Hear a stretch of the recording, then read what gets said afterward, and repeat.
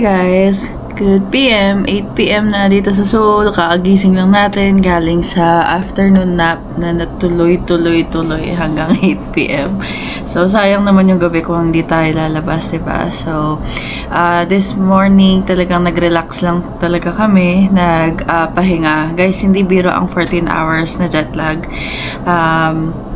Kahit yun yung trabaho natin, iba pa rin kasi yung galing ka sa work tapos diretso kang nag-fly ng another 14 hours. Iba yung antok, iba yung pagod. So bumawi lang talaga tayo this morning. Anyhow, pupunta tayo mamaya dito sa baba.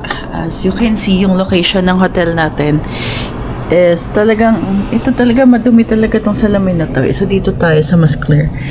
Ayan, so makikita nyo kung saan yung may malakas na liwanag. Yan yung mismong night market na area dito sa Myeongdong.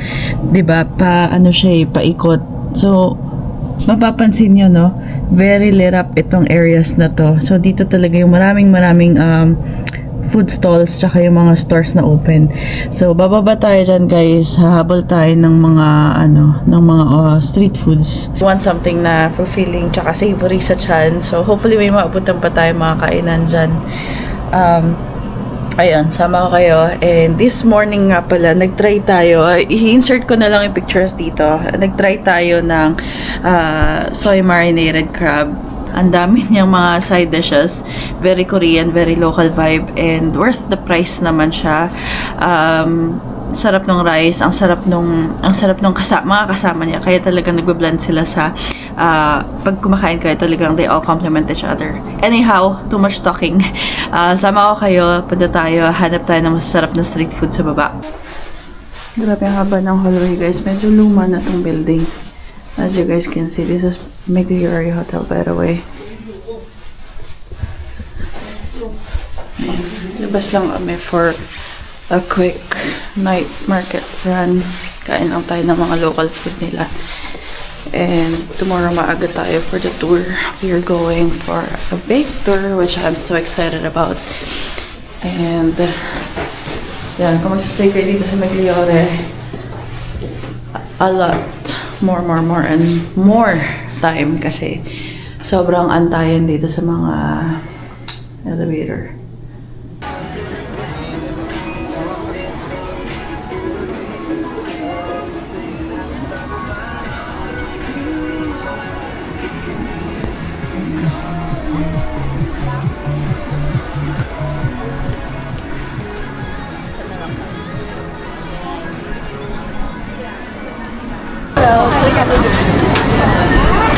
Get one spicy, one not spicy.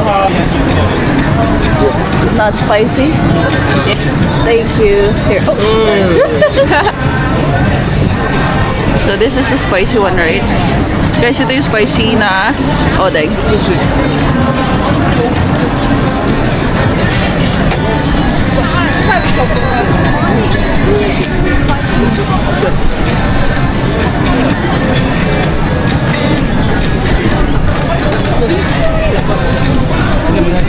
Hindi naman siya ganun ka-spicy.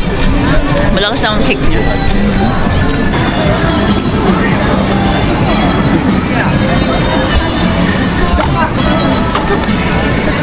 Okay siya, guys.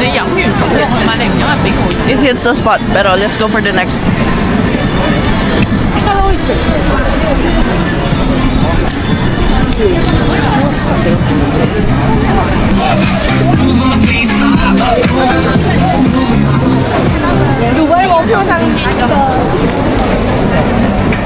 Wala ko na yung next na kakainin natin, guys. Hotdog naman. Yung ano, diba, manifest na parang pancake. Yeah.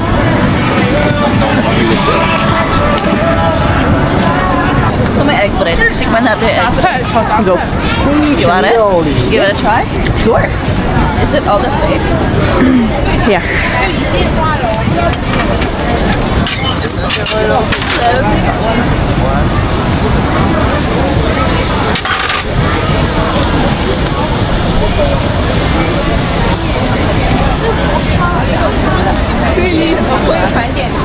Egg bread, guys. First time natin to ngayon.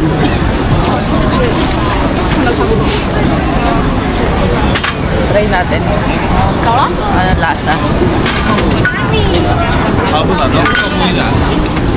Wala siyang tinapay. Wala pa akong kagat. 계란빵 2개만 주세요. Tinapay, tapos yung parang boiled, ay yung egg yellow sa gitna. Bakit ka mag-describe? Try it.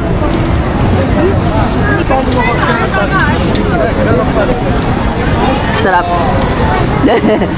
Diba? Parang after yung spice ng ng odeng. Parang nakaka-neutralize siya. Ay, meron din silang marshmallow ice cream, oh.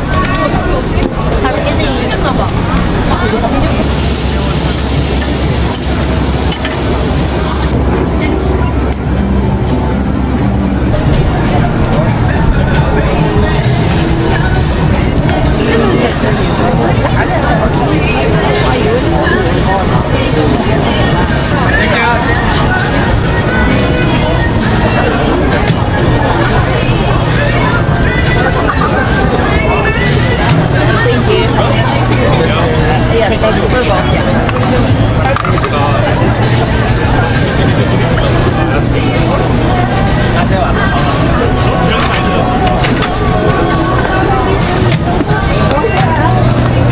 So guys, ito yung grilled cheese. Ang sarap nito. Favorite ko talaga to sa Myeongdong.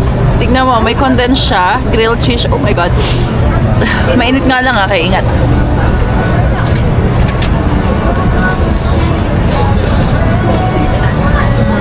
Hop. A few moments later.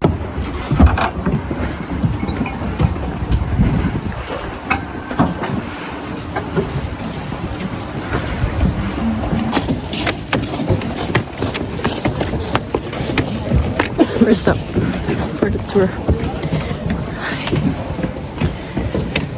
Hindi ako aware, hiking agad to. Hiking pala agad to. Diba? Introduction pa lang. Hiking agad. I made it dito sa may suspension bridge. Grabe. For those of you who are thinking of signing up, maganda siya guys. Super ganda. Pero hindi ko alam kung sinabi nila sa inyo, you're gonna have to take a really big hike. Sobra. Pero ito yung view. Super worth it.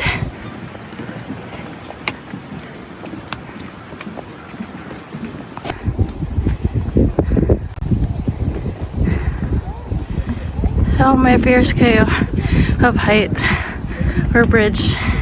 I don't think it's recommended for you guys, but maganda siya. Hi! Sa video. It's alright. Kababa lang natin from the suspension bridge. Grabe, ito yung first stop natin, pero super super hike agad, hike mode agad yung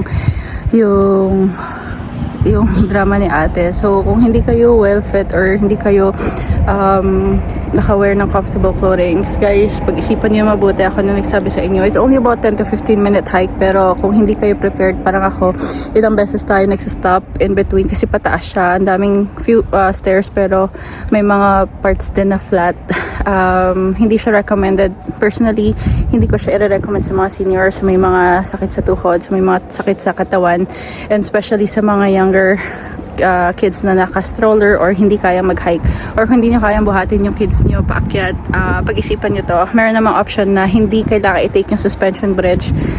Tignan nyo na lang guys sa YouTube, pero yun nga, medyo pataas yung hike papunta doon. Although it's worth it. Yung view sobrang worth it niya, pero you have to take time.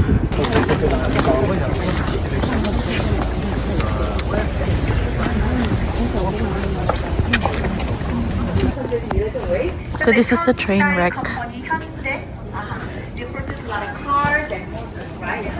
Grabe, ang laki niya guys.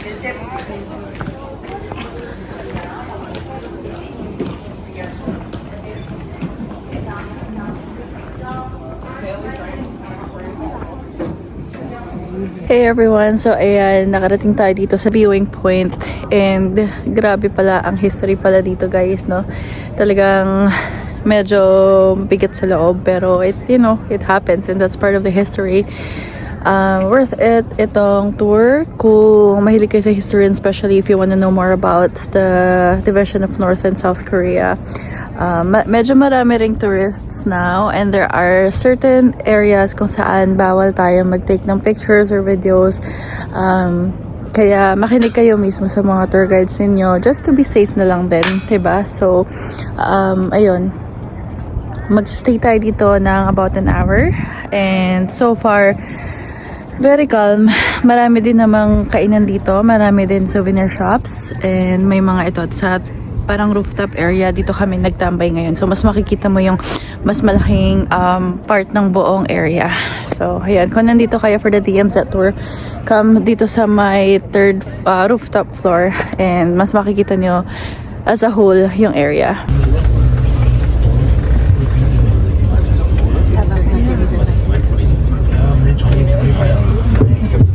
Okay, let's go. Guys, grabe yung tunnel. Grabe yung hike. Super pababa siya. Super steep siya pababa. It's very easy, pero yung paakyat, grabe. Medyo maaga pa naman tayo sa nag-aantay tayo ng ibang tour mates. Pero kung meron kayong mga health restrictions, guys, I don't recommend this for you. Pero it is worth a try. You just take it slow and dahan-dahanin nyo lang kasi guys, worth it naman siya eh. At saka makikita nyo talaga kung gaano kagaling yung mga Koreans to make those tunnels. Pero for health purposes guys, huwag nyo ipipilit. I just tried it step by step and took it slow. Kasi parang doable naman siya dun sa videos. And doable naman talaga siya. Yun lang talaga. Syempre, I had to make multiple stops kasi I had to catch a breath. And ito, friend niyo, at saka yung mga energy drinks. Bye, DMZ!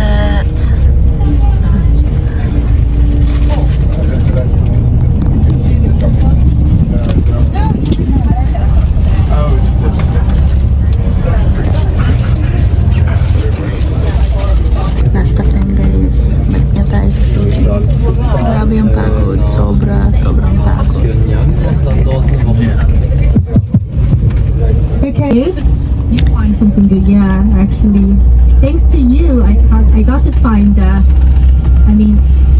couldn't, but still, like most Korean soldiers, what you found, right? Thing is, right now we use this building as a hostel, so that are actually a lot of normal people and the students can hear and learn the history and learn about the war, and they can enjoy the DMZ better. Okay, take the picture, everyone. And back before, like what I said, the K-drama, The Descendants of Sun, they took the film in here.